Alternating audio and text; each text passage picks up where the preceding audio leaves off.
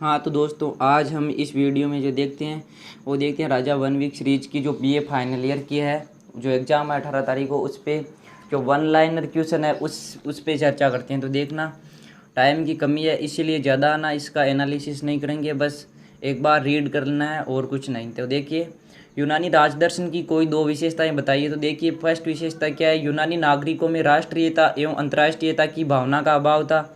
राष्ट्रीयता एवं अंतर्राष्ट्रीयता दो शब्द देखना। नेक्स्ट देखो, राज्य को एक नैतिक संस्था मानना, ये भी वहाँ की एक प्रमुख विशेषता है। सेकंड क्वेश्चन देखिए, यूनानी नगर राज्यों की कोई दो विशेषताएं बताए। तो देखिए, यूनानी नगर राज्य स्वशासित और आत्मनिर्भर थे। यूनानी नगर राज्य लोगों के राजनीतिक जीवन की इकाई था। तो ये दो पॉइंट है, यूनानी नगर राज्य स्वशासित और आत्मनिर्भर थे। यहाँ पे एक शब्द देखो, आत्मनिर्भर। सेकंड पॉइंट में देखिए, राजनीतिक जीवन की इकाई थे। नगर राज्य लोगों के राजनीतिक जीवन की इकाई था। तीसरा क्वेश्चन देखिए, यूनानी एवं मध्यकालीन राजदर्शन में एक अंतर बताइए। यूनानी राजदर्शन मूलतः समाजमूलक था। यूनानी विचारक नैतिकतावादी होते हुए भी यह लोक को प्रमुखता देते थे। इसके विपरीत मध्यकालीन राजदर्शन को मूलतः आध्यात्मिक कहा जा सकता है। उसमें ईसाई धर्म की प्रधानता थी। तो देखिए, वहाँ पे समाजमूलक शब्द देखो, नैतिकतावादी देखिए, यह लोक को प्रमुखता देते थे, या मतलब इस लोक में जो हो रहा है, अभी हो रहा है, उसमें देते थे। स्वर्ग की बातें नहीं, स्वर्ग की बातों पर ध्यान नहीं देते थे। यहाँ पे नेक्स्ट देखिए, मध्यकालीन राजदर्शन को मूलतः आध्यात्मिक कहा जाता है, क्योंकि जो मध्यकालीन इतिहास है, हम विश्व के इतिहास को तीन भागों में बांट के पढ़ते हैं: प्राचीन इतिहास, मध्यकालीन और आधुनिक। तो जो मध्यकाल आया था, वहाँ पे आया था सामंतवाद। तो सामंतवाद में आध्यात्मिक थी, वहाँ पे वैचारिक जो विचारों की जो स्वतंत्रता थी, उस पर प्रतिबंध लगा दिया गया था। तो यही है यूनानी और मध्यकालीन राजदर्शन में एक अंतर है, तो देख सकते हैं आप।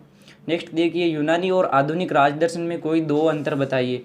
तो देखिए, यूनानी चिंतन का विषय छोटे छोटे नगर राज्य थे। यूनानी चिंतन का विषय छोटे छोटे नगर राज्य थे, जबकि वर्तमान राजनीतिक चिंतन का केंद्र विशाल राष्ट्रीय राज्य है। देखिए वापस, यूनानी चिंतन का विषय छोटे छोटे नगर राज्य थे, जबकि वर्तमान राजनीतिक चिंतन का केंद्र विशाल राष्ट्रीय राज्य है।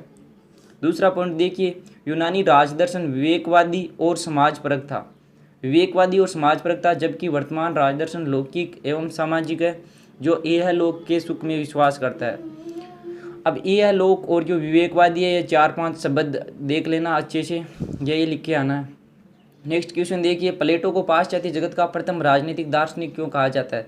तो देखिए, प्लेटो का जो गुरु जो था सुकरात, तो सुकरात ने केवल विचारों को फैलाया था, लेकिन उसने कुछ लिखित में नहीं दिया था। सबसे पहले अगर पाश्चात्य जगत का देखें तो सबसे पहले लिखने का काम जो किया था वो प्लेटो ने किया था, और क्रमबद्ध रूप से लिखा था। इसीलिए इसे ना पाश्चात्य जगत का प्रथम राजनीतिक दार्शनिक कहा जाता है। दर्शन बहुत पहले भी दिए थे सुकरात ने, लेकिन उन्होंने लिखित रूप से नहीं दिए थे, जबकि प्लेटो ने उन्हीं के विचारों को कॉपी करके लिखा था, और उन्हें प्लेटो को पाश्चात्य जगत का प्रथम राजनीतिक दर्शन कहा जाता है।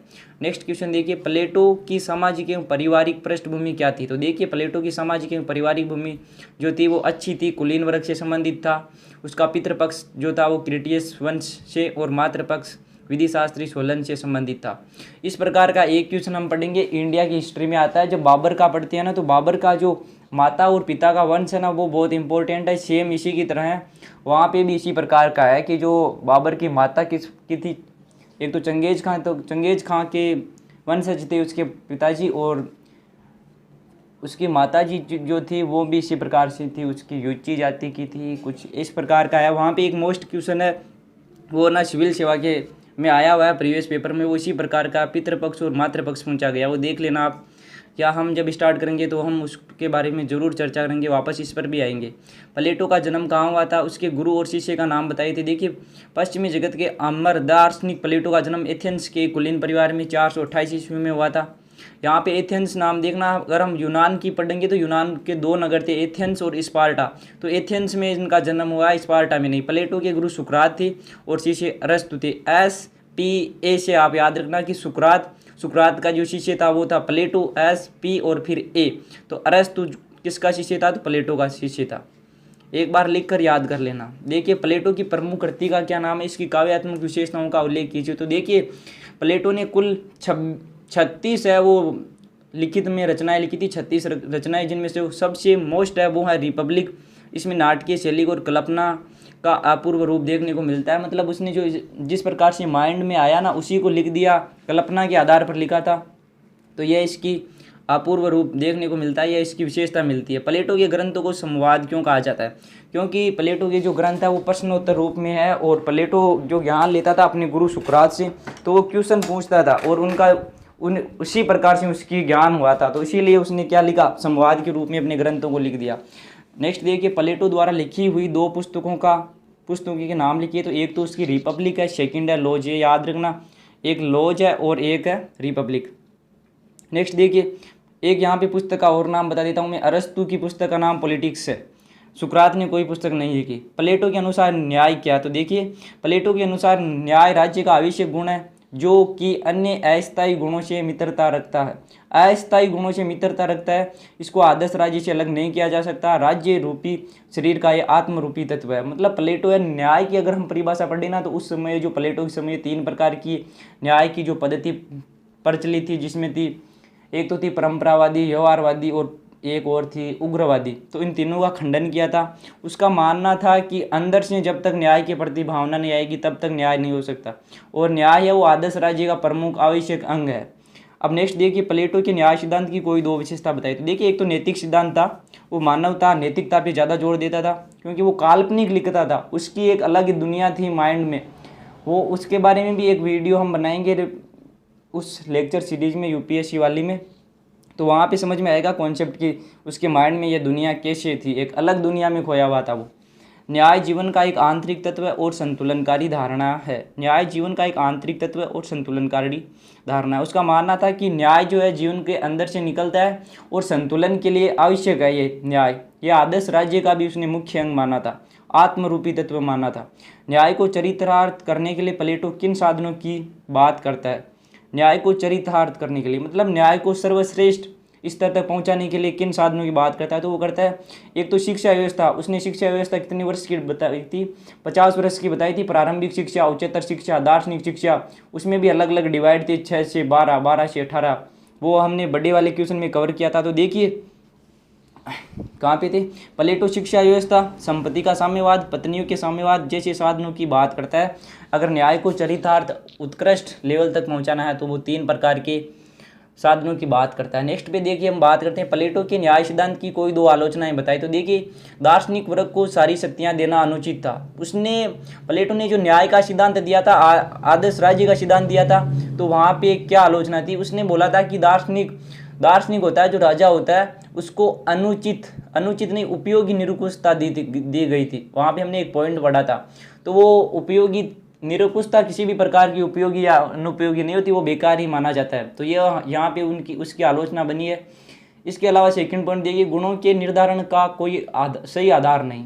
मतलब दार्शनिक वर्ग में क्या क्वालिटी होनी चाहिए, उसका आधार क्या होना चाहिए। जैसे अभी हम पढ़ते हैं तो देखिए, टीचर बनने के लिए बीएड करना पड़ता है, पीटीटी पास करना पड़ता है, उसी प्रकार से वहाँ पे कोई आधार नहीं था, यहाँ पे आधार है। नेक्स्ट देखिए, प्लेटो ने अपने सामाजिक न्याय के सिद्धांत को किन 3 माध्यमों से विकसित किया? तो देखिए, श्रम विभाजन, विशेषज्ञता तथा अहस्तक्षेप के द्वारा विकसित किया। किसने? सामाजिक न्याय को उन्होंने विकसित किया। नेक्स्ट क्वेश्चन देखिए, रिपब्लिक का मुख्य विषय क्या है? तो देखिए, रिपब्लिक पुस्तक जो किसने लिखी? प्लेटो ने लिखी थी। इसके अलावा एक लॉज भी पुस्तक लिखी थी। अब देखिए, रिपब्लिक का मुख्य विषय है न्याय पर आधारित एक आदर्श राज्य की स्थापना करना है। न्याय पर आधारित एक आदर्श राज्य की स्थापना करना है। रिपब्लिक का अगर हम मुख्य विषय वस्तु मानते हैं तो वो क्या है? न्याय पर आधारित आदर्श राज्य ही है उसकी मुख्य विशेषता। प्लेटो के राजदर्शन का प्रमुख आधार क्या है? तो देखिए, प्लेटो के राजदर्शन का प्रमुख आधार है सद्गुण ही ज्ञान है और शिक्षा इस सद्गुण की प्राप्ति का एकमात्र साधन है। सद्गुण ही ज्ञान है। सद्गुण का मतलब है यहाँ पे सब सहनशीलता से। अगर हम किसी का आदर करते हैं, सद्गुण होते हैं, मतलब अच्छे गुण होते हैं, वही ज्ञान है। और वो ज्ञान की प्राप्ति का साधन क्या है? तो वो है शिक्षा। शिक्षा के द्वारा ही हमारे अंदर अच्छे गुणों का समावेश होता है। प्लेटो के राजदर्शन का प्रमुख आधार यही था। लगभग कितने वर्षों पहले उन्होंने, 2500 वर्षों पहले उन्होंने इस प्रकार की शिक्षा दी थी, जो बहुत प्रासंगिक है, बहुत इंपॉर्टेंट है। नेक्स्ट पे देखिए, प्लेटो की शिक्षा व्यवस्था की कोई 2 विशेषताएं बताइए। उसने जो शिक्षा व्यवस्था दी थी 50 वर्ष तक, उसकी क्या विशेषताएं? तो देखिए, प्लेटो की शिक्षा व्यवस्था मनुष्य के सर्वांगीण विकास पर बल देती है। सर्वांगीण विकास पर बल देती है। सर्वांगीण शब्द में कुछ छुपा है। सर्वांगीण का मतलब होता है व्यक्ति का शारीरिक, मानसिक हर प्रकार से विकास होना सर्वांगीण विकास होता है। तो अगर प्लेटो की शिक्षा व्यवस्था को हम पढ़ेंगे तो वहाँ पे उसने संगीत का महत्व भी बताया था, व्यायाम का भी महत्व बताया था, इसके अलावा दर्शन का भी महत्व बताया था। हर प्रकार से वो सर्वांगीण विकास करना चाहता था। उसकी उच्चतर शिक्षा, प्रारंभिक शिक्षा को अगर डिवाइड करके पढ़ेंगे तो इसका कॉन्सेप्ट समझ में आ जाएगा, जो एक लाइन है सर्वांगीण विकास की। तो नेक्स्ट पॉइंट देखिए, प्लेटो की शिक्षा योजना सामाजिक न्याय की स्थापना करके सामाजिक वर्गों के बीच तालमेल स्थापित करती है और राज्य को एकता प्रदान करती है। देखिए, सामाजिक न्याय स्थापना करना भी उसका मकसद था। उसकी शिक्षा में यह भी, उसकी शिक्षा योजना में यह भी जुड़ा हुआ था, सामाजिक न्याय और सामाजिक वर्गों के बीच तालमेल स्थापित करना। उसने 3 वर्ग बताए थे समाज के, दार्शनिक, सैनिक और उत्पादक। तो उनके मध्य क्या सामंजस्य, तालमेल बैठाने के लिए, क्योंकि उत्पादक वर्ग है वो कर देता था तो वो कर उत्पादक वर्ग ही केवल कर देता था तो वो विद्रोह करने की संभावना होती थी। नेक्स्ट क्वेश्चन देखिए, प्लेटो की शिक्षा व्यवस्था की कोई 2 आलोचनाएं लिखिए। अब आलोचनाएं क्या थी तो देखिए, यहाँ पे आलोचना हम अपनी तरफ से भी बना के लिख सकते हैं, क्योंकि अगर कॉन्सेप्ट समझ में आया हुआ है तो हम खुद की भी आलोचनाएं बना सकते हैं, अपने विचार भी लिख सकते हैं और अपने विचारों के ही ज़्यादातर नंबर है, उन्हीं विचारों के ही नंबर मिलते हैं। आपके विचार ही देखे जाते हैं। किताब की लैंग्वेज है वो बहुत ही कम नंबर मिलते हैं किताब की या सीरीज की लैंग्वेज की। यहाँ पे आपको खुद के विचार लिखने, खुद के शब्द लिखने। तो देखिए, प्लेटो की शिक्षा व्यवस्था की कोई 2 आलोचनाएं लिखी है। तो देखिए, प्लेटो की शिक्षा व्यवस्था केवल अभिभावक वर्ग के लिए थी, यह भी सही है। नेक्स्ट देखिए, प्लेटो की शिक्षा योजना में उत्पादक वर्ग की उपेक्षा की गई थी, जो निम्न वर्ग था उसकी उपेक्षा की गई थी। इसके अलावा हम और भी लिख सकते हैं, जैसे उसकी जो शिक्षा व्यवस्था थी वो बहुत लंबी थी। इसके अलावा वो प्रैक्टिकली नहीं थी, मतलब व्यवहार में इस प्रकार की संभावना नहीं है 50 साल तक कोई इंसान पढ़ता ही रहे। इस प्रकार हम बहुत सारी उनकी जो कमियां हैं कमियों को यहाँ पे लिख सकते हैं, उजागर कर सकते हैं, नहीं कमियों को लिखना है, उजागर पॉजिटिविटी के साथ में हमें ना इनके उत्तर देना है। नेक्स्ट देखिए, 20वां क्वेश्चन देखिए, अरस्तु द्वारा प्लेटो के परिवार के साम्यवाद की कोई 2 आलोचना बताइए। उसने साम्यवाद क्यों दिया था? समाज में संतुलन स्थापित करने के लिए। अब उसकी क्या आलोचना है तो देखिए, परिवार के साम्यवाद से एकता के स्थान पर सामाजिक अव्यवस्था मिलेगी। अब देखो, यहाँ पे अगर अरस्तु द्वारा परिवार के साम्यवाद की, अगर परिवार के साम्यवाद या स्त्री और संपत्ति का साम्यवाद का कॉन्सेप्ट समझेंगे ना तो ये सामाजिक अव्यवस्था का शब्द का अर्थ मिलेगा आपको। उसने क्या किया कि जो परिवार है वो किसी एक का नहीं होना चाहिए, स्त्री है तो वो किसी एक की पत्नी नहीं होना चाहिए, वो पूरे समाज की पत्नी होनी चाहिए। तो इसी से क्या होगी, अव्यवस्था मिलेगी, अव्यवस्था फैलेगी। यही कमियां है इस प्लेटो के जो साम्यवाद की आलोचना में। इसके अलावा देखिए, इस साम्यवादी व्यवस्था के समर्थन में पशु जगत के उदाहरण मानव की नैतिकता के विरुद्ध है। उसने किस प्रकार के जो तर्क दिए थे, अपनी बात को मनवाने के लिए जो तर्क दिए थे वो बड़े अजीब थे। उसने पशुओं के दिए थे कि अगर पशुओं में जैसे होता है साम्यवाद की भावना होती है, कुछ भी नहीं होता, कोई किसी की फिक्स नहीं होती, तो वहीं उसने वही मनुष्य पर, अपने जो इंसानी जगत है उन पे यही लागू कर दिया। तो ये ना, ये अव्यवस्था फैलने वाली बात है ये। तो इसीलिए इनकी 2 आलोचनाएं बन रही है। 20वां क्वेश्चन का आप आंसर अपने हिसाब से लिख लेना। अब देखिए नेक्स्ट क्वेश्चन, प्लेटो के कल्पनावादी आदर्शवाद से प्रभावित रचनाएं कृतियां कौन कौन सी है। तो देखिए, कल्पनावाद आदर्शवाद से कुछ लोग प्रभावित भी हुए थे उससे। देखिए, इतनी आलोचनाएं भी है बल्कि प्रासंगिकता भी है। तो इसके आधार पर कुछ पुस्तकें भी लिखी गई थी। वो देखिए, सिसरो की डी रिपब्लिका, संत ऑगस्टाइन की द सिटी ऑफ गॉड। देखिए, सिसरो की डी रिपब्लिका, संत ऑगस्टाइन की द सिटी ऑफ गॉड तथा सर टॉमस मोर की यूटोपिया आदि रचनाएं प्लेटो के कल्पनावादी आदर्शवाद से प्रभावित है। अगर आप इन बुक की डिटेल के बारे में पढ़ेंगे ना, इनकी विषय वस्तु क्या है, तो आपको पक्का कॉन्सेप्ट के साथ में समझ में आ जाएगी। प्लेटो के ने जो सिद्धांत दिया था कल्पनावादी का, उनका और इन रचनाओं का है वो लिंक है, उनमें सेम चीज़ें हैं कुछ ना कुछ। इनमें जो विचार दिए गए हैं, इनमें जो विचार लिखे गए हैं वो किससे प्रभावित है? प्लेटो की पुस्तक है रिपब्लिक, वहाँ पे आदर्शवाद दिया, उससे प्रभावित है।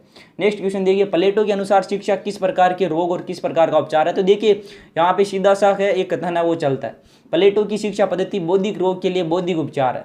ये जो कथन है वो बारकर मोदी का है, हमने बर्थडे वाले क्वेश्चन में कवर किया था। नेक्स्ट क्वेश्चन देखिए, प्लेटो के राजनीतिक चिंतन के विकास में स्टेट्समैन का क्या महत्व है? स्टेट्समैन का क्या महत्व है? देखिए, राजनीतिक चिंतन में स्टेट्समैन में प्लेटो के यथार्थवादी चिंतन की शुरुआत हुई, जिसका पूर्ण विकास उसके अगले ग्रंथ लोज में हुआ। तो ये स्टेट्समैन ने, ये प्लेटो की पुस्तक है, उसमें क्या हुआ, यथार्थवादी चिंतन की शुरुआत हुई। इससे पहले जो उसने पुस्तकें लिखी थी वो कल्पना पर लिखी थी। जो स्टेट्समैन पुस्तक लिखी थी, वहाँ से उसने यथार्थवाद जो वास्तविकता में है उसके ऊपर चर्चा करना स्टार्ट की थी। नेक्स्ट क्वेश्चन देखिए, प्लेटो के साम्यवाद के दो प्रमुख तत्व बताइए। तो देखिए प्रमुख तत्व क्या थे, संपत्ति का साम्यवाद, पत्नियों का साम्यवाद। उसका मानना था कि अगर किसी इंसान या किसी दार्शनिक राजा की खुद की पर्सनल संपत्ति होगी तो वो अन्याय की ओर या उसकी श्रेष्ठता कम हो जाएगी, उसमें लालच की भावना पैदा हो जाएगी, ये उसका मानना था। अगर उसकी पत्नी खुद की मतलब पत्नी होगी तो वो पत्नी पे ज़्यादा ध्यान देगा तो समाज का विकास नहीं कर पाएगा। ये उसके साम्यवाद की प्रमुख विशेषता थी। तो देखिए अगला वाला क्वेश्चन देखिए, नेटलशिप ने प्लेटो के साम्यवाद को किस प्रकार स्पष्ट किया। तो देखिए प्लेटो का साम्यवाद शिक्षा द्वारा उत्पन्न प्रवृत्तियों को प्रभावित और सबल बनाने का एक सहायक यंत्र है। प्लेटो का साम्यवाद शिक्षा द्वारा उत्पन्न प्रवृत्तियों को प्रभावी और सबल बनाने का एक सहायक यंत्र है। यहाँ पे उसने साम्यवाद और शिक्षा पद्धति है उसको कनेक्शन को एक साथ करने की कोशिश की है। अब नेक्स्ट देखिए, प्लेटो ने अपने साम्यवाद का प्रतिपादन किस वर्ग के लिए किया। तो शासक और सैन्य वर्ग के लिए किया था, जो निम्न वर्ग था उत्पादक वर्ग उसके लिए नहीं किया था। ये साम्यवाद की हमने आलोचना में भी पढ़ा था। नेक्स्ट क्वेश्चन देखिए, प्लेटो के साम्यवाद और आधुनिक साम्यवाद में दो अंतर लिखिए। जो उस टाइम में साम्यवाद दिया था उसने संपत्ति का साम्यवाद, और अभी क्या साम्यवाद में है तो वो चीज़ें देखिए यहाँ पे क्या अंतर है। प्लेटो के साम्यवाद का उद्देश्य राजनीतिक है, वह कुशासन और भ्रष्टाचार को मिटाकर राज्य की एकता की स्थापना करना चाहता था। साम्यवाद का उद्देश्य क्या था, राजनीतिक था, वह कुशासन व भ्रष्टाचार को मिटाकर राज्य की एकता की स्थापना करना चाहता था, राज्य में एकता स्थापित करना चाहता था कि अगर संपत्ति किसी एक इंसान की नहीं होगी पूरे समाज की होगी तो उसमें क्या होगी, एकता स्थापित होगी। जबकि आधुनिक साम्यवाद का उद्देश्य आर्थिक है। अभी क्या चल रहा है समाज में, आर्थिक है, आर्थिक युग हम इसको बोल सकते हैं। तो आर्थिक युग है, इसमें यहाँ पे सब काम मनी से होता है। वहाँ पे यहाँ पे अभी जो है ना ये अनुशासन है, ये बहुत जो लेक्चर देते हैं ज्ञान की बातें हैं ये सब साइड में है। अभी तो बस मनी वाला ही चल रहा है सब कुछ। अब नेक्स्ट देखिए, प्लेटो के साम्यवाद के अनुसार राज्य एक प्राकृतिक संस्था है, जबकि आधुनिक साम्यवाद के अनुसार राज्य एक कृत्रिम संस्था है। उसका मानना था कि प्राकृतिक संस्था है मतलब भगवान ने बनाई है, ये सब कुछ सेट किया हुआ है पहले से ही। जो दार्शनिक वर्ग है, सैनिक वर्ग है, उत्पादक वर्ग है, ये प्राकृतिक की देन है। जबकि आधुनिक जो साम्यवाद में हम अभी जो पढ़ रहे हैं, ये जो अभी हमारी जो कॉन्सेप्ट जो धारणा बनी हुई है वो बोल रही है कि राज्य एक कृत्रिम संस्था है, क्योंकि हम खुद चुनकर भेजते हैं किसको, राष्ट्रपति को, प्रधानमंत्री का इनका निर्वाचन करता है, चाहे प्रत्यक्ष रूप से हो या अप्रत्यक्ष रूप से हो। अब नेक्स्ट पे चर्चा करते हैं। तो देखिए, परिवार के साम्यवाद की व्यवस्था का प्रमुख उद्देश्य क्या, परिवार की साम्यवादी व्यवस्था का प्रमुख उद्देश्य क्या है। तो वही उद्देश्य है राज्य की एकता बढ़ाने के लिए, संपत्ति पे सबका एक साथ अधिकार करने से। नेक्स्ट क्वेश्चन देखिए, प्लेटो के आदर्श राज्य में विद्यमान विभिन्न वर्गों के नाम लिखिए। तो देखिए 3 वर्ग थे उसमें, उत्पादक वर्ग, सैनिक वर्ग तथा दार्शनिक वर्ग।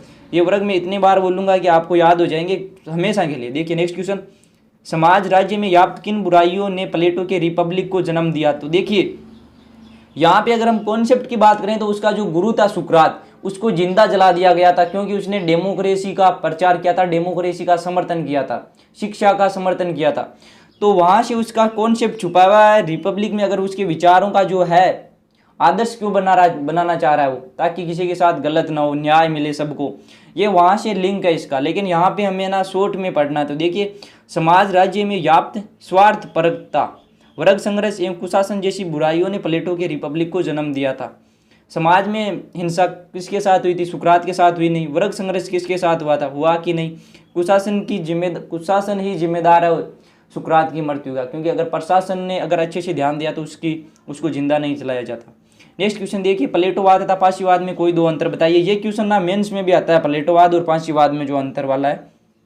तो देखिए, प्लेटोवाद साथ विवेकवाद है, जबकि पाशीवाद विवेक विरोधी दर्शन है। अब प्लेटोवाद तो विवेकवाद है, मतलब अच्छी विवेक की बातें करता है, जबकि जो फांसीवाद है वो विवेक विरोधी है, फांसीवाद में दबाया जाता है। नाजीवाद और फांसीवाद भी हम पढ़ेंगे तो वहाँ पे मुसोलिनी का जो व्यक्तित्व है, उसकी विचारधारा है, उसके अनुसार वो विवेक विरोधी है। मतलब वहाँ पे तो किसी वर्ग का संघर्ष, मतलब किसी वर्ग का प्रभुत्व है तो वहीं चलता है, वहाँ पे विवेक कुछ नहीं देखा जाता। नेक्स्ट देखिए, प्लेटोवाद स्वयं पर आधारित है, जबकि पाशीवाद दमन पर आधारित है। प्लेटोवाद है वो किसी चीज़ का बोलता है कि इस चीज़ का वेट करो, स्वयं करो, जबकि जो फांसीवादी लोग थे अगर उनके काम का समर्थन नहीं किया या उनका कोई काम नहीं किया तो वो दमन कर देते थे। नेक्स्ट क्वेश्चन देखिए, प्लेटो के अनुसार व्यायाम का क्या अर्थ है। देखिए, ये शिक्षा पद्धति पढ़ेंगे ना हम तो उससे उठाया गया है। तो देखिए, प्लेटो के अनुसार व्यायाम का अर्थ केवल शारीरिक कसरत ही नहीं है, शारीरिक कसरतें ही नहीं है, वरन पूर्ण शारीरिक विकास के साथ साथ सहिष्णुता, साहस और वीरता के मानसिक गुण विकसित कर चारित्रिक विकास का मार्ग प्रशस्त करना है। यह उसका मानना था कि वीरता के मानसिक गुण, उसमें वीरता की हो, साहस हो, हिम्मत हो, जिगरा हो, वीरता हो, इस प्रकार सभी के सभी। यहाँ पे देखो एक वर्ड आया सहिष्णुता। ये सहिष्णुता का मतलब है सहनशीलता मान सकते हैं हम, किसी के आगे झुकना मान सकते हैं। तो यह यहाँ पे ये शब्द है सहिष्णुता, यही अर्थ प्रकट करता है।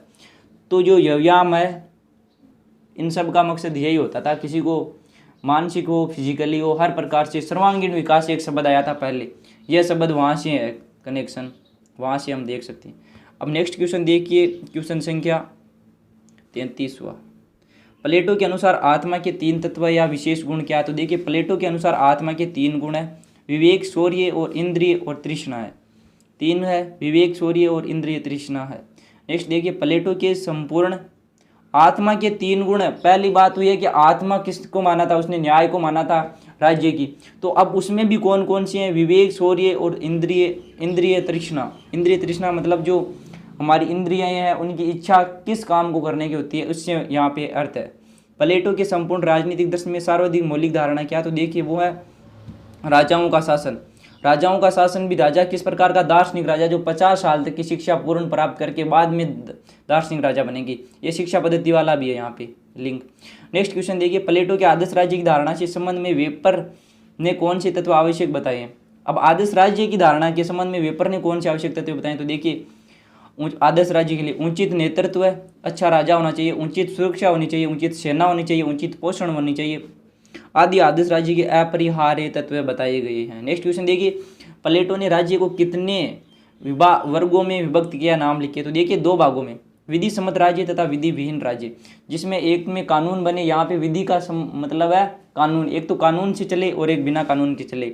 राज्य को 2 भागों में विभाजित किया उसने। नेक्स्ट क्वेश्चन देखिए, यहाँ पे देखो विधि विहीन राज्य, विधि सम्मत राज्य। अगर कोई राजा कानून के साथ काम कर रहा है तो वो विधि सम्मत में आ जाएगा, अगर कोई तानाशाह कर रहा है तो वो इसमें आ जाएगा, चाहे राज्य हो चाहे कोई देश हो। ये यहाँ पे समझना है। उसकी नज़र में 2 ही प्रकार से डिवाइड किया गया था राज्यों को, देशों को बोल सकते हो।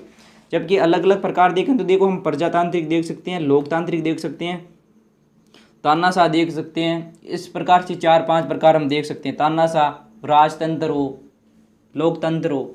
अच्छा एक बात बताऊं, लोकतंत्र की परिभाषा कब आई थी? लोकतंत्र आया कब था समाज में? अभी जो आधुनिक में हम पढ़ते हैं तो वो आया था अब्राहम लिंकन का, जो 1860 में बने थे यूएसए के राष्ट्रपति, उन्होंने दी थी सबसे पहले इसकी परिभाषा। उसके बाद में आया था कि जो लोकतंत्र है उसको डिफाइन किया गया था, उसको परिभाषित किया गया। यहाँ पे वो लेक्चर लंबा हो सकता है। तो देखिए नेक्स्ट क्वेश्चन पे, दार्शनिक राजा के कोई 3 गुण बताइए। अब दार्शनिक राजा का क्या क्या गुण होने चाहिए? तो देखिए सत्य का ज्ञाता, उसे वास्तविकता क्या है उसके बारे में ज्ञान हो। निस्वार्थ भावना, उसका जो भावना है, उसका जो हित है वो प्रजा के हित में ही होना चाहिए। नेक्स्ट देखिए विधि विहीन राज्य, जो भी राज्य का संचालन करे वो एक कानून की तरह चलाए। तो देखिए सत्य का ज्ञाता, निस्वार्थ भावना तथा विवेकशील। अच्छा बुद्धिमान भी होना चाहिए। और विधि विहीन राज्य भी हम यहाँ पे लिख सकते हैं। प्लेटो के राजदर्शन के अमरत्व के लिए उत्तरदायी किन्हीं 2 तत्वों का उल्लेख कीजिए। उसने जो दर्शन दिए थे उसकी वजह से वह आज अमर है, तो उन तत्वों का उल्लेख करना। देखिए कार्यात्मक विशेषीकरण का सिद्धांत तथा बुद्धि का शासन। कार्यात्मक विशेषीकरण का सिद्धांत दिया था, किसने दिया था? तो वो दिया था प्लेटो ने। अब ये सिद्धांत बोलता कि जिस मतलब विशेष कार्य को करने के लिए विशेष बंदे की आवश्यकता होनी चाहिए। अगर कोई टीचिंग कर रहा है तो टीचिंग के लिए अच्छा बंदा होना चाहिए, वहीं करेगा टीचिंग का कार्य। ऐसा नहीं है कि बचपन से कुछ और कर रहा है और उसे टीचिंग करवाई जाए तो वो अच्छा नहीं कर पाएगा। तो इसीलिए उसने एक सिद्धांत दिया था, विशेषीकृत कार्य का सिद्धांत। यहाँ पे वो लिखा गया है, उसी के लिए ना आज उसे हम याद करते हैं। नेक्स्ट बात है बुद्धि का शासन। उसका मानना था कि अगर राजतंत्र की बात करें तो राजतंत्र में कुछ शासक है वो राजा के उत्तराधिकार या वंशानुक्रम की वजह से अच्छे पदों पर पहुंच जाते हैं। तो बुद्धि का शासन का भी उसका एक उद्देश्य था, उसकी वजह से उसके विचारों में शामिल था, उसकी वजह से आज हम उसे याद करते हैं, उसका अमर हो गया। देखिए नेक्स्ट क्वेश्चन, प्लेटो की कृतियों की शैली क्या है? तो देखिए उसकी शैली है वो संवाद शैली में है, बातचीत में है, और केंद्रीय पात्र सुकरात है, क्योंकि सुकरात से ही उसने सब कुछ कॉपी किया है। नेक्स्ट क्वेश्चन देखिए, अरस्तु तथा प्लेटो की पद्धति कौन सी है? तो देखिए अरस्तु की पद्धति आगमनात्मक है तथा प्लेटो की पद्धति निगमनात्मक है। अरस्तु की पद्धति आगमनात्मक है तथा प्लेटो की पद्धति निगमनात्मक है। ये दो पद्धतियाँ लिखने की है पद्धति कि किस प्रकार अपने भावों को व्यक्त करते हैं, किस प्रकार अपने ज्ञान को अंदर लेते हैं। देखिए नेक्स्ट क्वेश्चन, अरस्तु को राजनीतिक विज्ञान का पिता क्यों कहा जाता है? देखिए अब हम अरस्तु के ऊपर आ गए हैं, अरस्तु के क्वेश्चन देखेंगे। तो देखिए अरस्तु प्रथम विचारक था जिसने राजनीति पर यथार्थवादी और व्यवहारिक दृष्टिकोण से विचार व्यक्त किया था। यथार्थवादी और व्यवहारिक सिद्धांत भी होती है। यथार्थवादी होता है जो वास्तविकता में, और व्यवहारिक होता है जो व्यवहार में है, अर्थात जो परंपराओं में है। अरस्तु ने राज्य के पूर्ण सिद्धांत का सर्वप्रथम क्रमबद्ध निरूपण किया था। तो देखिए अरस्तु की पुस्तक का नाम था पॉलिटिक्स। तो वो सबसे पहले किसने क्या किया? राज्य के पूर्ण सिद्धांत का सर्वप्रथम क्रमबद्ध अध्ययन किया। राज्य की पॉलिटिक्स थी उसका सर्वप्रथम उसने क्रमबद्ध रूप से लिखा। नेक्स्ट क्वेश्चन देखिए, राजनीति शास्त्र पर अरस्तु की दो महत्वपूर्ण रचनाएं लिखी। तो देखिए एक है पॉलिटिक्स तथा दूसरी है एथेंस का संविधान। यहाँ पे आपको ध्यान रखना है कि अरस्तु भी एथेंस का था और प्लेटो भी वहाँ का ही था, एथेंस का, स्पार्टा का नहीं है। सभी प्रकार के संविधानों के अध्ययन के बाद अरस्तु किस प्रकार के शासन की वकालत की? उसने विधि के शासन की वकालत की। राजा का शासन पढ़ा, प्रजा का पढ़ा, सब प्रकार के शासन पढ़े, लेकिन उसने जो सिफारिश की थी वो की थी विधि के शासन की। नेक्स्ट क्वेश्चन देखिए, अरस्तु के राज्य की दो विशेषताएं बताई। तो देखिए राज्य एक स्वाभाविक संस्था है, राज्य का स्वरूप जैविक है। राज्य का स्वरूप जैविक है और संस्था है वो स्वाभाविक है। नेक्स्ट क्वेश्चन देखिए, अरस्तु द्वारा प्रतिपादित वैधानिक दासता से क्या अभिप्राय है? युद्ध में किसी राज्य को पराजित कर लाए हुए बंदी दास बनाए जा सकते हैं, इस प्रकार की दासता ही अरस्तु की वैधानिक दासता है। वैधानिक दासता का मतलब है उसे अधिकार है। वैधानिक का मतलब यहाँ पे अधिकार से लिया गया है। अगर कोई राजा किसी दूसरे राजा को पराजित करके उसके बंदी लाता है तो उसे अधिकार है, वेदता है, वैधानिक है, वो उसको ना दास बना सकता है। बाकी ये गलत भी है। अरस्तु ने न्याय के कितने भेद बताए? तो देखिए उसने दो न्याय के भेद बताए, पूर्ण न्याय तथा विशेष न्याय। नेक्स्ट क्वेश्चन देखिए, अरस्तु के बहुसंख्यक वर्ग के शासन के दो रूप बताइए। तो देखिए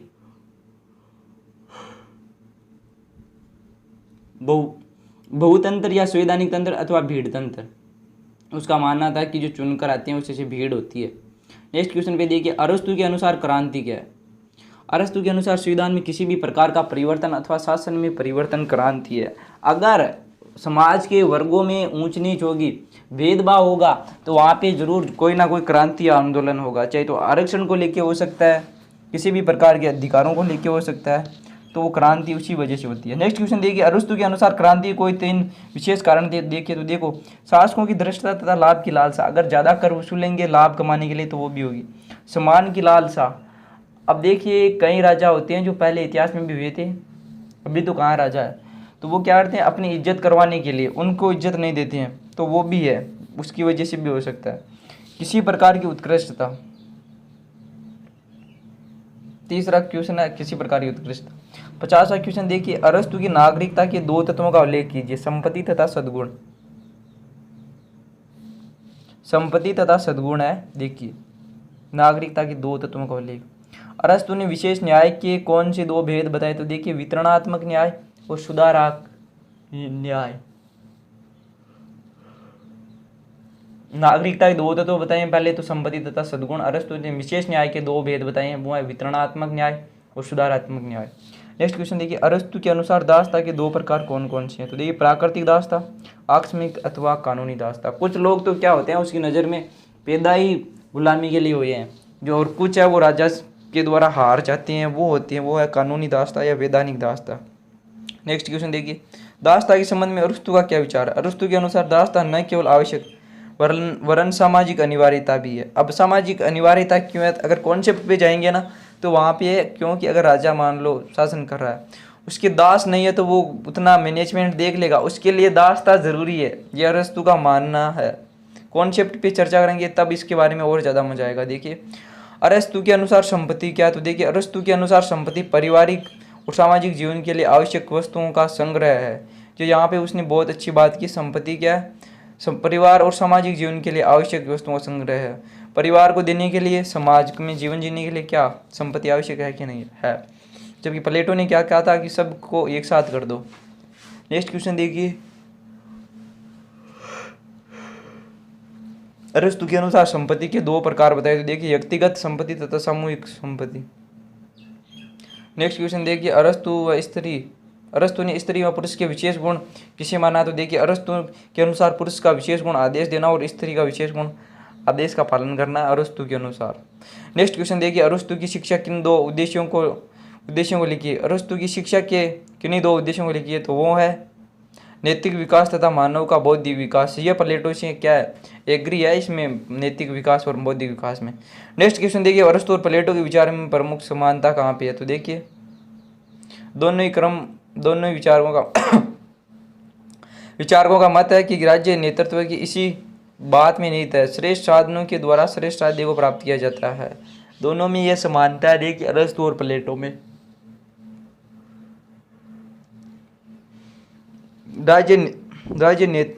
राज्य नेतृत्व की कला इसी बात में निहित है, श्रेष्ठ साधनों द्वारा श्रेष्ठ राज्य को प्राप्त किया जा सकता है।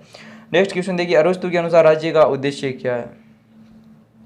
अरस्तु के अनुसार राज्य व्यक्ति के जीवन की सुरक्षा के लिए अस्तित्व में आया और सद्जीवन की प्राप्ति के लिए वह अस्तित्व में बना हुआ है। 60 क्वेश्चन हो गए। नेक्स्ट क्वेश्चन देखिए, अरस्तु के अनुसार संविधान क्या है, तो अरस्तु के अनुसार संविधान पॉलिटी राज्य का एक संगठन है। पॉलिटी राज्य का संगठन है जिसमें पॉलिटिक्स चलती हो, उसका संगठन है जिसका संबंध सामान्यतः राज्य के पदों के निर्धारण से और विशेषकर इस पद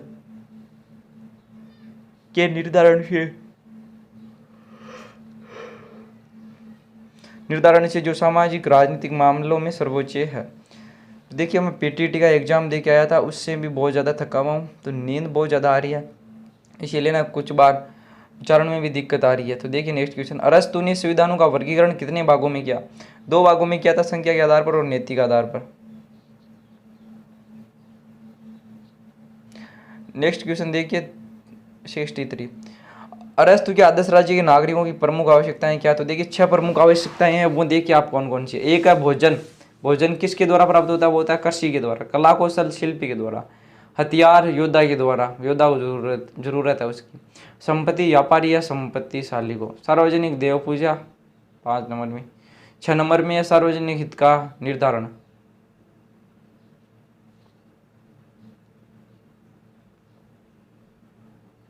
दोस्तों अब हम बात करते हैं क्वेश्चन संख्या 63 की। देखिए अरस्तु के आदर्श राज्य के नागरिकों की प्रमुख आवश्यकता क्या है, तो देखिए अरस्तु ने आदर्श राज्य की जो अवधारणा दी थी वो रिपब्लिक पुस्तक में दी थी।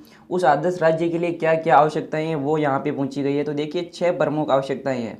फर्स्ट है भोजन आवश्यक है। इसके अलावा कला कौशल कौन करता है, शिल्पीकार। जैसे हम इसमें उदाहरण के तौर पर देख सकते हैं, एक तो जैसे कुम्हार होता है वो शिल्पीकार में बोल सकते हैं हम। इसके अलावा जितने भी ये हाथ के काम करते हैं छोटे मोटे बुनाई के वगैरह के, वो इसमें आती है शिल्पी में। थर्ड वाला है हथियार किसके काम के लिए है, तो योद्धा के लिए। संपत्ति का काम है व्यापारी और शक्तिशाली लोग किसका बिजनेस करेंगे, तो वो संपत्तियाँ करेंगे। सार्वजनिक देव पूजा वो भी जरूरी है पुरोहित वर्ग में। अच्छा, पुरोहित वर्ग में क्यों जरूरी है, क्योंकि कुछ बातें हैं जो समाज में अनैतिकता से बचने के लिए हम इन देवताओं का आडंबर करते हैं, तो वो भी आदर्श राज्य के लिए जरूरी है। नेक्स्ट क्वेश्चन है सार्वजनिक हित का निर्धारण। अब सार्वजनिक हित का निर्धारण कौन करेगा, जैसे अभी हमने चुनाव करके किसी लीडर को भेजा, उसी प्रकार उसी समय आदर्श राज्य में भी एक निर्णायक होना जरूरी था, जो हमने दार्शनिक राजा के रूप में देखा था। इस प्रकार हम देख सकते हैं कि अरस्तु के आदर्श राज्य जो रिपब्लिक में दिया गया था उसमें 6 प्रमुख आवश्यकताएं थी। कर्षक है, कला कौशल है, हथियार है, संपत्ति है, सार्वजनिक देव पूजा है, सार्वजनिक हित का निर्धारण। दोस्तों आप सीरीज में अच्छी तरीके से ध्यान देंगे तो आपको सब कुछ समझ में आएगा। नेक्स्ट क्वेश्चन देखिए, अरस्तु के अनुसार शासन के 3 प्रमुख अंग कौन से। देखिए अरस्तु ने क्या बोला था कि अगर पावर है वो किसी एक आदमी को दे देंगे तो वो उसका गलत यूज कर सकता है, इसीलिए उसने शासन के 3 प्रमुख अंगों में डिवाइड किया। तो एक तो देखिए असेंबली में किया था, मजिस्ट्रेसी में किया था और जुडिशियरी में किया था। जिस प्रकार अभी है, जैसे व्यवस्थापिका कानून बनाती है, कार्यपालिका है और न्यायपालिका है, तो उसी प्रकार उस टाइम में भी अरस्तु ने 2500 वर्ष पहले ये इस प्रकार के कॉन्सेप्ट दे दिए थे। असेंबली दे दिया, असेंबली का मतलब सभा आता है। मजिस्ट्रेसी का मतलब अभी अगर मजिस्ट्रेट क्या करता है, कलेक्टर से संबंधित है, उसी प्रकार की इसकी कार्य प्रणाली है। जुडिशियरी से मतलब है जो हम मान सकते हैं जुडिशियरी मतलब न्यायालय से संबंधित। इस प्रकार उसने शासन के 3 प्रमुख अंग बताए थे। अरस्तु के मत में अवकाश से क्या तात्पर्य है। देखो अवकाश का विषय मतलब हम संडे की छुट्टी से लेते हैं। देखिए अरस्तु के अनुसार क्या है, देखिए अरस्तु के अनुसार अवकाश का आशय छुट्टियों से नहीं बल्कि उन कार्यों को करने से है जो अपने आप में साधन है, जो अपने आप में साधन है, साधन नहीं, जैसे ज्ञान, संगीत, चित्रकला और राजनीति के। तो यहाँ पे अगर हम पूरे कॉन्सेप्ट की चर्चा करेंगे तो अरस्तु ने दास प्रथा पे बताया था कि दास होना जरूरी है। अब क्यों जरूरी है, तो वो इसलिए ज़रूरी है, अगर कोई लीडर या कोई राजा निरंतर काम करता रहेगा तो उसकी क्वालिटी है, उसकी जो योग्यता है वो कम हो जाएगी। उसके लिए उसे दास के द्वारा, दास चाहिए और दास काम करेंगे तो उसे अवकाश मिलेगा, जिससे से वो और एनर्जी के साथ काम करेगा। यहाँ पे अवकाश का उसी से है, तो यहाँ पे बोला गया है कि अवकाश है छुट्टियों से नहीं है, मतलब छुट्टियाँ नहीं है, वो अपने आप में साधन है। राजा के लिए साधन है वो चीज़, साध्य नहीं है। साध्य का मतलब होता है हम जिस साधन और साध्य में अंतर होता है कि साधन जो होता है किसी मीडियम होता है, जरिया होता है, उसे हम साधन बोल सकते हैं, और साध्य हम बोल सकते हैं जो हमारा टारगेट होता है। इस प्रकार का कॉन्सेप्ट गांधी जी के में भी, हिस्ट्री में भी हम पढ़ेंगे कि गांधी जी ने पवित्र साध्य और साधन के बारे में एक कॉन्सेप्ट बताया था, वो हम पढ़ेंगे। तो अरस्तु के मत में अवकाश क्या है, अवकाश अपने आप में साधन है, साध्य नहीं है। मतलब छुट्टी करना उनका लक्ष्य नहीं है, टारगेट नहीं है, एक साधन है लक्ष्य तक पहुंचने के लिए अवकाश। आई होप आपको समझ में आ गया होगा। नेक्स्ट देखिए, अरस्तु के अनुसार क्रांति के प्रमुख उद्देश्य कौन से हो सकते हैं। देखिए क्रांति करने की क्या हो सकती है, सीधा तो यही है कि अगर दो वर्गों में संघर्ष होगा, भेदभाव होगा तो क्रांति होगी। अब अरस्तु के अनुसार देखिए शब्दों का थोड़ा बहुत चेंजिंग है, बाकी सेम प्रोसेस है। मौजूदा संविधान में गुणात्मक परिवर्तन करना, यह भी हो सकता है। संविधान में अगर कुछ परिवर्तन करेंगे, गुणात्मक परिवर्तन, तो क्रांति हो सकती है। नए संविधान की स्थापना करना, देखिए यहाँ पे मैं थोड़ा सा गलत बता रहा हूँ कि क्रांति के उद्देश्य क्या हो सकते हैं। उद्देश्य का मतलब है क्रांति करने के कारण नहीं, कि क्रांति कारण करने के पीछे क्या हो सकती है। तो देखिए संविधान में गुणात्मक परिवर्तन करने से, कानून निर्माण करने से। अगर कोई कानून इस प्रकार का है जिससे किसी वर्ग के लिए, किसी वर्ग का संघर्ष हो रहा है, तो वो क्रांति करेगा। उसका उद्देश्य क्या रहेगा, संविधान में परिवर्तन करना। नेक्स्ट देखिए, नए संविधान की स्थापना करना, ये भी हो सकता है, सेम ही है। इसके अलावा शासन के 2 पदों के प्रसंग में परिवर्तन करना, ये भी हो सकता है। जैसे अगर मान लो राष्ट्रपति और प्रधानमंत्री का पद है, इनमें शक्तियों का डिवाइड किया हुआ अच्छी तरीके से नहीं है, विवाद है या पक्षपात की जो भावना है वो इस प्रकार के उस पद में हो, तो उसको हटाने के लिए भी, उसके उद्देश्य से भी क्या हो सकती है, क्रांति हो सकती है। नेक्स्ट क्वेश्चन देखिए, अरस्तु के दर्शन में प्रमुख यूनानी या रूढ़िवादी तत्व कौन कौन से हैं।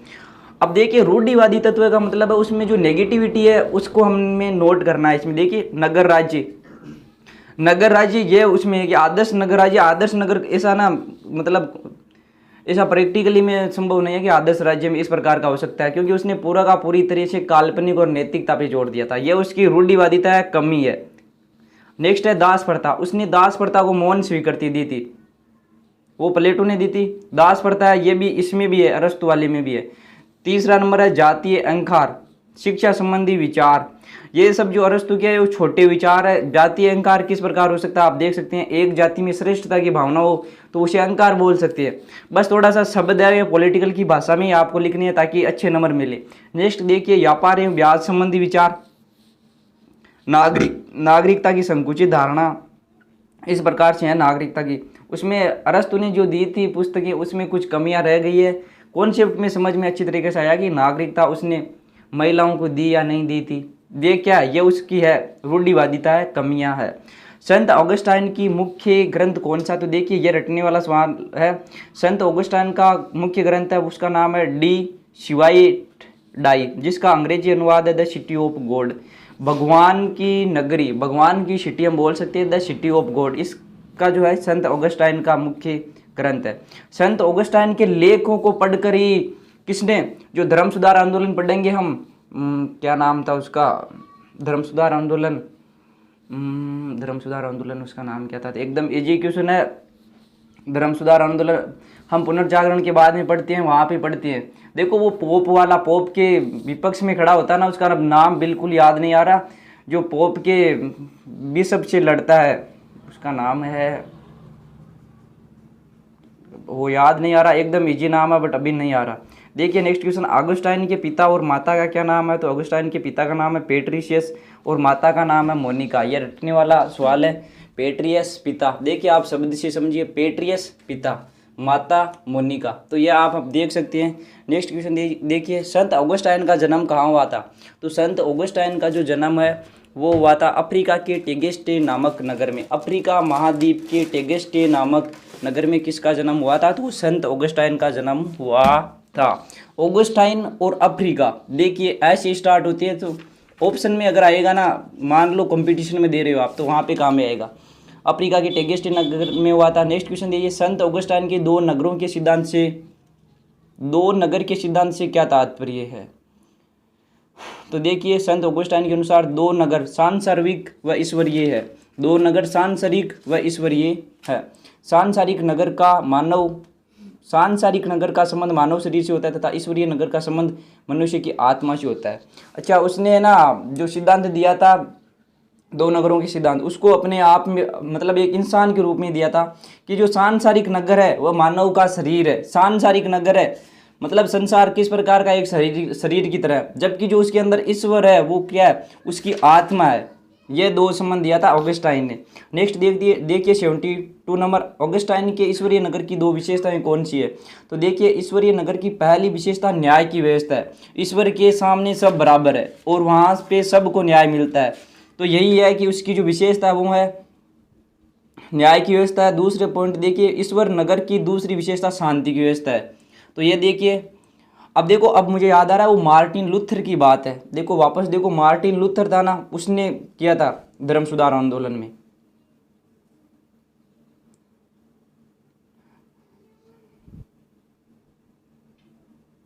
मार्टिन लूथर था उसका नाम, में बीच में अटका था उसका। अब देखिए ऑगस्टाइन के अनुसार राज्य क्या है? अब राज्य क्या है? उसने जो सिद्धांत दिया था ईश्वरीय नगर और सांसारिक नगर का। तो देखिए ऑगस्टाइन का मानना है कि राज्य को ईश्वर ने मानव के पापों को दूर करने के लिए स्थापित किया है। अतः व्यक्तियों को राज्य की आज्ञाओं की पूर्ण रूप से पालना करनी चाहिए। अब यहाँ पे भी कॉन्सेप्ट छुपा है कि ऑगस्टाइन का मानना है कि पृथ्वी पर किस प्रकार सबसे पहले राज्य स्थापित हुआ था। तो देखिए जैसे जैसे मानव की उत्पत्ति हुई उसके साथ वो बर्बर असभ्य था, बहुत पाप करता था। उसके लिए भगवान ने किसको बनाया है? राज्य को बनाया है और एक राजा को भेजा है। ये किसकी मानना थी? ऑगस्टाइन की मानना थी। और पूरा इसी पे है कि ईश्वरीय नगर भी इसे हम बोल सकते हैं। और जो संसार है वो उसका शरीर है, यही उसमें हमने पिछले वाले क्वेश्चन से देखा था। ऑगस्टाइन के अनुसार दासता से मुक्ति कैसे पाई जा सकती है? तो देखिए ऑगस्टाइन के अनुसार दासता पाप का दैविक प्रतिकार है। अतः दास अपने स्वामी की सहदार्यतापूर्ण सेवा करके दासता से मुक्ति पा सकता है। देखिए दासता पाप का दैविक प्रतिकार है, मतलब पिछले जन्मों से अभी यहाँ पे लिंक दिया गया है कि दैविक प्रतिकार है, मतलब देवताओं के द्वारा उसे पाप दिया गया है दास प्रथा के रूप में। इसीलिए दास को अपने स्वामी के प्रति सहृदयतापूर्ण सेवा करके, मतलब अच्छी तरीके से सेवा करके उस पाप से मुक्ति पाना चाहिए। ये है कुछ अंधविश्वास भी है। दासता से मुक्ति कैसे पाई जा सकती है? उसने यह बताया था कि दासता है वो देवताओं के द्वारा दिया गया प्रतिकार है और मालिक की सेवा करके इससे मुक्ति पाई जा सकती है। नेक्स्ट क्वेश्चन देखिए, संत ऑगस्टाइन के अनुसार मानव स्वभाव की कितनी प्रवृत्तियां हैं? तो दो प्रवृत्तियां हैं, सांसारिक और आध्यात्मिक। कितनी प्रवृत्तियां हैं? दो प्रवृत्तियां, सांसारिक और आध्यात्मिक। एक तो वो संसार को दिखाने के लिए करता है और एक जो भगवान के दी हुई है आध्यात्मिक। नेक्स्ट क्वेश्चन देखिए 76, ऑगस्टाइन के राज्य संबंधी विचार क्या है? ये क्वेश्चन हो गया पहले। तो देखिए ऑगस्टाइन का मानना है कि राज्य को ईश्वर ने मानव के पापों को दूर करने के लिए स्थापित किया है। अतः युक्तियों को राज्य की आज्ञाओं का पूर्ण रूप से पालन करना चाहिए। ये क्वेश्चन हो गया है कि किस प्रकार राज्य में पहले पाप हो गए थे, उसके लिए ईश्वर ने मानव के पापों को दूर करने के लिए भेजा है। 77 देखिए, ऑगस्टाइन के दास प्रथा संबंधी विचार बताइए। देखिए दास प्रथा संबंधी विचार क्या? देखो दास प्रथा का उसने क्या किया? तो समर्थन किया था। दास को निजी संपत्ति का ही एक रूप मानना है, राजा की निजी संपत्ति है वो। दासता को उसने स्वाभाविक ना मानकर मनुष्य के पाप पूर्ण कर्मों का प्रतिमान मानना है। उसके अनुसार दासता पाप का दैविक प्रतिकार है। ये देखो उसकी थोड़ी सी ना ये सोच छोटी हम मान सकते हैं। उसने बोला है कि जो दास है ये राजा की पर्सनल संपत्ति है, प्रॉपर्टी है, और ये क्या है? उसे भगवान के द्वारा पाप कर्मों का ये फल है और इसे राजा की सेवा करके उससे मुक्ति पाई जा सकती है। यह दास प्रथा संबंधी विचार किसके? तो ये ऑगस्टाइन के संबंधी विचार है। नेक्स्ट क्वेश्चन देखिए, संत ऑगस्टाइन की संपत्ति संबंधी क्या मान्यता है? संपत्ति संबंधी क्या मान्यता? देखिए संत ऑगस्टाइन संपत्ति को एक स्वाभाविक संस्था न मानकर परंपरागत संस्था मानता है। उसका मानना है कि मनुष्य को केवल उतनी ही संपत्ति रखने का अधिकार है जितनी उसके लिए आवश्यक है। तो क्या है कि उसने माना है कि पूरा जो संपूर्ण राज्य है वो ईश्वर की देन है, ईश्वर ने भेजा है। तो क्या है कि ये स्वाभाविक संस्था नहीं है, ये परंपरागत संस्था है, ईश्वर के द्वारा दी गई, और मनुष्य के उतना ही जितना उसे आवश्यक है उतना ही उसे अपने पास प्रॉपर्टी रखनी चाहिए। यह उसकी संपत्ति संबंधी धारणा। मतलब संपत्ति ज़्यादा नहीं होनी चाहिए, क्योंकि ज़्यादा होने से क्या होता है, अहंकार की भावना आती है, श्रेष्ठता की भावना, जिससे उसका है वो जो हम बोलते हैं चरित्र वो गिर जाता है। संत ऑगस्टाइन के अनुसार संत ऑगस्टाइन किसके शिष्य थे, अथवा संत ऑगस्टाइन का गुरु कौन था?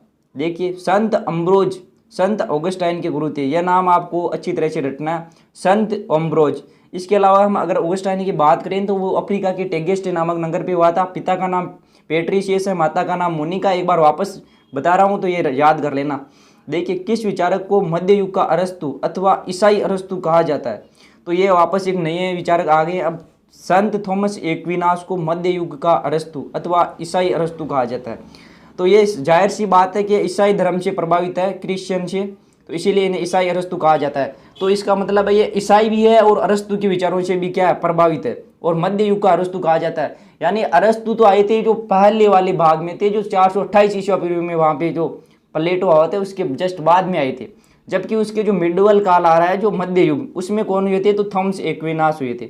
इसे ईसाई अरस्तु भी कहा जाता है और मध्य युग का अरस्तु भी कहा जाता है। एक्विनास के, अब देखो एक बार ना ऑगस्टाइन की विचारधारा वो वहीं पे छोड़ दो। अब देखिए वापस आगे आ जाओ। एक्विनास ने ज्ञान के कितने विभाग स्वीकार किए? तो देखिए, एक्विनास ने ज्ञान के 3 विभाग स्वीकार किए, विज्ञान, दर्शन तथा धर्मशास्त्र।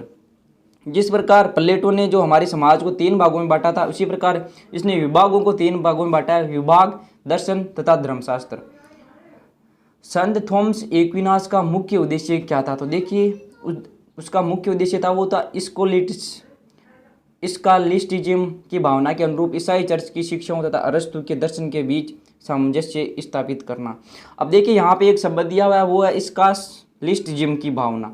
स्कॉलिस्टिज्म की भावना है वो ऑगस्टाइन के विचारों को कहा जाता है। उसने किस पे जोर दिया था? तर्कवाद पे जोर दिया था। जबकि जो नैतिकता पे जोर दिया था वो दिया था अरस्तु। इन दोनों के बीच में जो सामंजस्य स्थापित करने का जो टारगेट था वो था संत थॉमस एक्विनास का। आपको यही समझना है। और यहाँ पे देखो, भावना की अनुरूप ईसाई चर्च की शिक्षाओं, ईसाइयों का क्या था? ये ईसाइयों का अरस्तु इसीलिए कहा जाता है, इसलिए कि अरस्तु के भी उठा लिए इसने, और इसको स्कॉलिस्टिज्म मतलब ऑगस्टाइन के वो तर्कवाद था उससे ये लिया गया है। इसीलिए संत थॉमस एक्विनास को क्या कहा जाता है? ईसाई का अरस्तु कहा जाता है। संत थॉमस एक्विनास किस प्रकार के शासन को श्रेष्ठ मानते हैं और क्यों? संत थॉमस एक्विनास राजतंत्र को सर्वश्रेष्ठ शासन मानते हैं, क्योंकि यह ईश्वरीय शासन के सर्वाधिक अनुरूप है। देखिए, यहाँ पे रटने की कुछ भी जरूरी नहीं है, क्योंकि इसके जितने भी विचार है वो अरस्तु और ऑगस्टाइन से प्रभावित है। ऑगस्टाइन ने भी क्या माना था राज्य को? तो वो माना था ईश्वरीय शासन के सर्वाधिक अनुरूप, माना था कि नहीं माना था? तो यह भी उसी के रास्ते चलेगा। तो उसने किसको सर्वश्रेष्ठ माना? राजतंत्र को माना। और राजतंत्र को क्यों माना? क्योंकि राजतंत्र वो किसकी देन है? ईश्वर की देन है। नेक्स्ट क्वेश्चन पे आइए। देखिए, थॉमस एक्विनास द्वारा लिखित 2 पुस्तकों का उल्लेख कीजिए। तो देखिए, अरस्तु की राजनीति पर टिप्पणी किसने लिखी? वो थॉमस एक्विनास ने लिखी, क्योंकि वो पूरी तरह से प्रभावित था किससे? अरस्तु की जो पुस्तक थी, अरस्तु के जो विचार थे उससे। द रूल ऑफ प्रिंसेस, यह पुस्तक उसने खुद ने लिखी है। बाकी इसमें भी अगर हम डिटेल में पढ़ेंगे तो वही पढ़ेंगे, ऑगस्टाइन और अरस्तु की विचारधारा से प्रभावित विचार है, उसके जो हम बोल सकते हैं संशोधित विचार, अपडेटेड विचार है।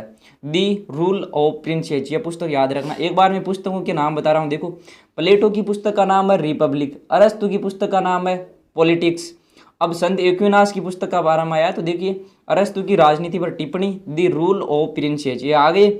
अब हम नेक्स्ट क्वेश्चन पे बात करते हैं। देखिए 85, संत थॉमस एक्विनास ने किस प्रकार के राज्य को प्राथमिकता दी? तो यही बात है, एक्विनास ने एक राष्ट्रीय राज्य को, और वो भी किसकी देन मानना? ईश्वर की देन मानना, एक राष्ट्रीय राज्य को प्राथमिकता प्रदान की है। एक्विनास के अनुसार चर्च के संदर्भ में राज्य की क्या स्थिति है? एक व्यक्ति के धार्मिक उद्देश्यों को पूरा करने वाली चर्च का एक साधन है। एक व्यक्ति के धार्मिक उद्देश्यों को पूरा करने वाला चर्च का एक साधन है क्या? राज्य। तो देखिए, राज्य की क्या स्थिति मानी है? उसने मानी है कि धार्मिक उद्देश्यों को पूरा करने वाला एक साधन है, चर्च का एक साधन है। कौन? राज्य। राज्य एक चर्च के धार्मिक उद्देश्यों को पूर्ण करने वाला साधन है, ये यहाँ पे समझाया गया है।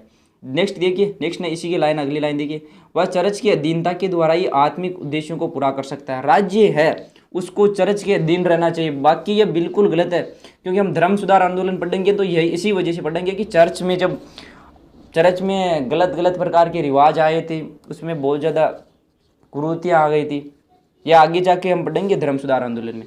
जबकि एक्विनाश तक तो हम पढ़ते हैं तो ये मानता है कि राज्य जो है वो धार्मिक उद्देश्यों को पूरा करने का साधन है। किसकी अधीनता में काम करेगा? चर्च की अधीनता में।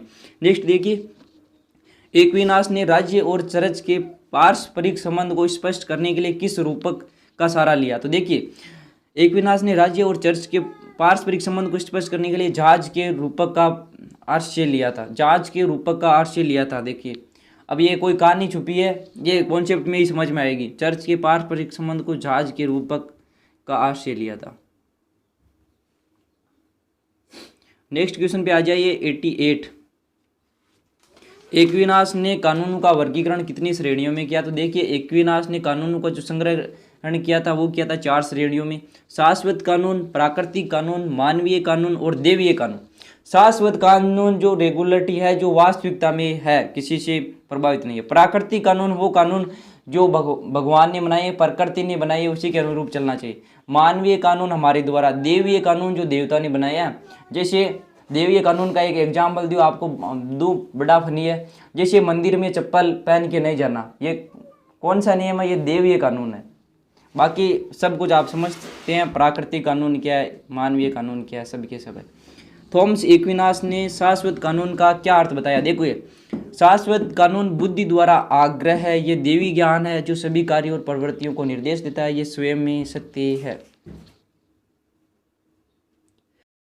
हाँ तो दोस्तों, शाश्वत कानून क्या होता है? जो स्वयं द्वारा सिद्ध होता है। जो कोई विचारधारा होती है, वो सिद्धांत होती है, वो भी स्वयं द्वारा सिद्धांत होता है। शाश्वत कानून यही है। नेक्स्ट क्वेश्चन देखिए 90 नंबर का, मानवीय कानूनों की कोई 2 विशेषताएं बताई। तो देखिए, मानवीय कानून लौकिक क्षेत्र तक सीमित है। मानवीय कानून सार्वजनिक सहमति और मान्यता पर आधारित है। मानवीय कानून देखो नैतिकता की दृष्टि से कि यह काम अच्छा है, कानून की दृष्टि में नहीं, मानवता की दृष्टि में। बस यही मानवीय कानून है। अगर एग्जाम्पल की बात करें ना, तो मानवीय कानून है जैसे बूढ़े बुजुर्ग को रास्ता पार करवाना, ये किस प्रकार का कानून है? यह मानवीयता है, ये मानव कानून। बाकी कहीं पे लीगल नहीं लिखा है कि ये इसको पार करवाओ तभी है, यह आपको समझना है। नेक्स्ट क्वेश्चन देखिए, एक्विनाश द्वारा वर्णित कानूनों में किन कानूनों का संबंध धर्म और आध्यात्मिकता से है? तो देखिए, शाश्वत तथा देवी कानूनों का संबंध धर्म और आध्यात्मिकता से है। शाश्वत तथा देवी कानूनों का संबंध किससे है? धर्म और आध्यात्मिकता से है। जो स्वयं द्वारा सिद्ध होती है ना, उनमें भी देवताओं का असर होता है। जिस प्रकार हमारे इष्ट देव है, तो हम किसी नियम को सिद्ध करेंगे स्वयं द्वारा सिद्ध, तो वहाँ पे असर रहेगा आध्यात्मिकता से। देखिए नेक्स्ट क्वेश्चन, एक्विनाश के अनुसार बताइए कि देवीय विधि क्या है? देखिए, देवीय विधि क्या है? एक्विनाश के अनुसार धर्म ग्रंथों में लिखी गई बातें देवी कानून है। जहाँ मनुष्य की बुद्धि और विवेक काम नहीं करता, वहाँ ये मनुष्य की कमियों को दूर करते हैं। ये कानून सार्वभौमिक नहीं, क्योंकि प्रत्येक धर्म सार्वभौमिक नहीं है, क्योंकि प्रत्येक धर्म में देवी कानून अलग अलग होती है। यहाँ पे सार्वभौमिक नहीं है, ये बात बिल्कुल अच्छी लिखी गई है यहाँ पे। देखिए, पहली बात तो ये है कि देवीय विधि क्या है। जो हमारे जो बुक्स है, पवित्र बुक्स है, उनमें जो नियम लिखे गए हैं वो क्या है? वो है देवीय कानून है या देवीय विधि है। अब यहाँ पे एक दिया गया है कि कानून सार्वभौमिक नहीं है, मतलब ये यूनिवर्सल ट्रूथ नहीं है, कि ज़रूरी नहीं है कि ये नियम है जो हर जगह सही हो। देवीय विधि के जो नियम होते हैं वो हर जगह नहीं होते। जब मनुष्य में कमियां होती है, उनको दूर करने के लिए ये देवीय विधि का उपयोग हम लेते हैं। प्रत्येक धर्म में देवी कानून अलग अलग होती हैं, ये भी आपको ध्यान रखना है। जैसे जैन धर्म वाले हैं तो वो क्या बोलते हैं, बिल्कुल भी हिंसा मत करो, एक जीव की भी हिंसा मत करो। अगर एक जीव की भी हिंसा नहीं करेंगे तो हमारा जिंदा रहना भी मुश्किल है, ये भी है। नेक्स्ट क्वेश्चन देखिए, एक्विनाश ने दास प्रथा का समर्थन किस आधार पर किया? तो देखिए, धार्मिक आधार पर किया था उसने दास प्रथा का। एक्विनाश के अनुसार दास तथा पापियों को दंड देने की ईश्वरीय व्यवस्था है। देखो, दास प्रथा पापियों को दंड देने की ईश्वरीय व्यवस्था है। एक तरीके से ये एक्विनाश नहीं बोल रहा है, ये ऑगस्टाइन के विचारों से पूरी तरह से प्रभावित है। जितने भी उसने उठाए हैं वो सब के सब किससे उठाए? तो ऑगस्टाइन से उठाए। तो ऑगस्टाइन ने भी यही माना था कि जो दास है वो देवीय प्रतिकार है। माना था कि नहीं माना था? माना था, मानना पड़ेगा आपको। एक्विनाश के अनुसार न्याय क्या? तो देखिए, एक्विनाश के अनुसार न्याय प्रत्येक व्यक्ति को उसके अपने अधिकार देने की निश्चित और सनातन इच्छा है। ये भी अच्छी बात है। तो देखिए न्याय क्या है, किसी भी व्यक्ति को अपने स्तर पर काम करने की जो इच्छा होती है, अधिकार होता है, वही न्याय है इसकी अवधारणा में। नेक्स्ट क्वेश्चन देखिए, थॉमस ने किस पुस्तक में कानून संबंधी विचारों का वर्णन किया? तो देखिए थॉमस की पुस्तक आ गई वापस, उसका नाम है सुम्मा थियोलॉजिका। सुम्मा थियोलॉजिका है, किसकी पुस्तक का नाम है? थॉमस का है। एक बार मैं वापस पुस्तकों के नाम बताता हूँ, देखो ध्यान से सुनना आपको। प्लेटो की क्या पुस्तक है? रिपब्लिक। अरस्तु की है पॉलिटिक्स। थॉमस एक्विनास की है वो है अरस्तु की राजनीति पर टिप्पणी, द रूल ऑफ प्रिंसेस। इसके अलावा देखो एक द लॉज भी पुस्तक आई थी, संत ऑगस्टाइन की है, वो है द सिटी ऑफ गॉड है। इसके अलावा हम पढ़ते हैं, बात करते हैं, तो देखिए एक पुस्तक प्लेटो की भी है, रिपब्लिक और लॉज। इसके अलावा स्टेट्समैन भी है, वो प्लेटो की है। पुस्तकें बहुत सारी है, कंपटीशन की दृष्टि से बहुत उपयोगी है। देखिए यहाँ पे हमें पढ़ना है थॉमस ने किस पुस्तक में कानून संबंधी विचारों का वर्णन किया, तो वो किया था सुम्मा थियोलॉजिका। देखिए सुम्मा थियोलॉजिका। थॉमस एक्विनास ने राज्य और चर्च दोनों सत्ताओं का मूल स्रोत किसे माना? ईश्वर को माना। देखो ईश्वर को माना है, राज्य और चर्च सत्ताओं का दोनों। अब हम पहले ही इस बारे में चर्चा कर चुके हैं, तो उसने क्या माना था कि जो राज्य है वो किसका साधन है? चर्च के अधीन काम करेगा, और धार्मिक उद्देश्यों की पूर्ति के लिए राज्य किसके अधीन काम करेगा? चर्च के अधीन। और वो किसकी कृपाशी है? तो वो ईश्वर से। इस बारे में हम चर्चा कर चुके हैं। 97 देखिए, एक्विनास तथा अरस्तु के बीच तुलना किए किन्हीं दो बिंदुओं को इंगित कीजिए। अब यहाँ पे क्वेश्चन बहुत अच्छा पूछा गया, क्योंकि ये जो एक्विनास है पूरी तरह से प्रभावित है अरस्तु और ऑगस्टाइन से, तो इनके बीच में क्या डिफरेंस है? एक दो पॉइंट का ही है, तो वो भी इसने पूछ लिया। देखिए अरस्तु और एक्विनास दोनों ही राज्य को एक स्वाभाविक संस्था मानती है तथा कानून को विवेक की अभिव्यक्ति मानती है। यहाँ पे समानता पूछी गई है, देखो यहाँ पे असमानता तो मिल ही नहीं रही है, समानता को ही वापस लिख दिया। अरस्तु और एक्विनास दोनों ही राज्य को एक स्वाभाविक संस्था मानती है तथा कानून को विवेक की अभिव्यक्ति मानती है। नेक्स्ट क्वेश्चन देखिए 98 नंबर पे, तो देखिए एक्विनास को मध्य युग का अरस्तु सिद्ध करने हेतु तर्क दीजिए। हमने ये क्वेश्चन पहले पढ़ लिया। देखिए तर्क में क्या है, तो देखिए एक्विनास ने सामाजिक और राजनीतिक चिंतन के निर्माण में अरस्तु से पर्याप्त प्रेरणा ली। उसकी पुस्तक का भी क्या नाम था? उसकी पुस्तक का भी जो नाम था, तो वो पॉलिटिक्स पे टिप्पणी की थी। किसने? एक्विनास ने। तो अरस्तु से प्रभावित था। तो देखिए एक्विनास ने सामाजिक और राजनीतिक चिंतन के निर्माण में अरस्तु से पर्याप्त प्रेरणा ली कि नहीं ली? एक्विनास ने अरस्तु के राज्य संबंधी सिद्धांत के जंगली तने पर ईसाइत की महानता के विचार को एक सुंदर टहनी की कलम की तरह लगाया था, इसीलिए उसे मध्य युग का अरस्तु कहा जाता है। मतलब कि अरस्तु के द्वारा जितनी भी कमियां रह गई थी पॉलिटिक्स में हो या उसके विचारों में, तो उसको सुंदर टहनी की कलम की तरह। अब देखो यहाँ पे तुलना जो की गई है जंगली तने पे की गई है, कि अरस्तु के जो विचार थे वो जंगली तना था, जबकि इसके जो विचार थे वो सुंदर टहनी है, सुंदर टहनी की कलम की तरह। मतलब अपडेटेड है, अपडेटेड का मतलब संशोधित है, अच्छी चीज़ है। तो वो एक्विनास ने दी, इसीलिए इसे मध्य युग का अरस्तु कहा जाता है। ये दो तर्क हम दे सकते हैं। नेक्स्ट क्वेश्चन देखिए 99 नंबर, तो वो है एक्विनास की विचारधारा में प्रमुख विचारधारा कौन सी है तथा उन्हें भौतिक संसार के कानूनों को क्या संज्ञा दी है? देखिए एक्विनास की विचारधाराओं में प्रमुख विचारधारा कौन सी है? विधि की विचारधारा प्रमुख तथा मानवीय कानूनों को भौतिक संसार के कानूनों की संज्ञा दी है। विधि की विचारधारा प्रमुख तथा मानवीय कानूनों को भौतिक संसार में दी गई है। नेक्स्ट क्वेश्चन पे आ जाइए इधर। मैकियावेली का राजनीतिक चिंतन किस बात के लिए प्रसिद्ध है? देखिए हाँ, तो देखिए 100 क्वेश्चन को एक बार वापस देखिए। मैकियावेली का राजनीतिक चिंतन किस बात के लिए प्रसिद्ध है? तो मैकियावेली ने राजनीति को धर्म और नैतिकता से मुक्त किया, इसलिए उनका राजनीतिक चिंतन प्रसिद्ध है। 101वां क्वेश्चन देखिए, धर्म और नैतिकता वर्ड याद रखना, ध्यान में रखना। मैकियावेली को पुनर्जागरण का प्रतिनिधि क्यों कहा जाता है? तो देखिए मैकियावेली का युग पुनर्जागरण का युग था, अतः उसे पुनर्जागरण का प्रतिनिधि कहा जाता है। जिस टाइम में मैकियावेली हुआ था उस टाइम पुनर्जागरण हुआ था। पुनर्जागरण के कारण पूरा अपने आप में टॉपिक है। मैकियावेली से क्या तात्पर्य है? नहीं, मैकियावेली वाद से क्या तात्पर्य? देखिए मैकियावेली वाद के अनुसार राज्य की रक्षा, स्थिरता, विस्तार हेतु सभी प्रकार के मानवीय पशुत्व, नैतिक और अनैतिक, वैध और अवैध, उचित और अनुचित साधनों का प्रयोग करना चाहिए। उसके अनुसार साध्य ही साधनों का औचित्य है। देखिए मैकियावेलीवाद क्या? देखिए इसके अनुसार राज्य की रक्षा, स्थिरता और विस्तार हेतु सभी प्रकार के मानवीय व पशुत्व, नैतिक और अनैतिक, वैध और अवैध, उचित और अनुचित साधनों का प्रयोग करना चाहिए।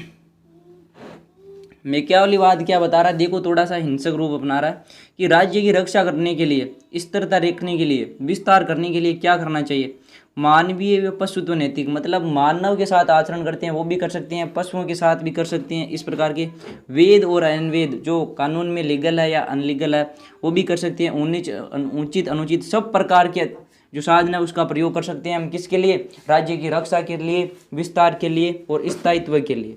ये मैकियावलीवाद है। नेक्स्ट क्वेश्चन देखिए, मैकियावली को अपने युग का शिष्य कहने के पक्ष में दो तर्क दीजिए। देखिए मैकियावली ने अपने युग के अनुरूप मानवतावादी विचारों को प्रोत्साहित किया और नैतिकता व आचार को राजनीति से पृथक किया। देखिए मैकियावली ने अपने युग के अनुरूप मानवतावादी विचारों को प्रोत्साहन किया, मानवतावादी विचारों को प्रोत्साहित किया। मैकियावली ने अपने युग के अनुरूप मानवतावादी, देखिए यह क्वेश्चन बार बार पढ़ेंगे तो ऑटोमेटिक समझ में आ जाएंगे। इसके अलावा कॉन्सेप्ट पे ना जब वो अपनी सीरीज चल रही है वहाँ पे लगभग 2 या 2.5-3 महीने में वो हो जाएगी पूरी, तो वहाँ पे करेंगे। मैकियावली की किन्हीं 2 पुस्तकों के नाम लिखिए। द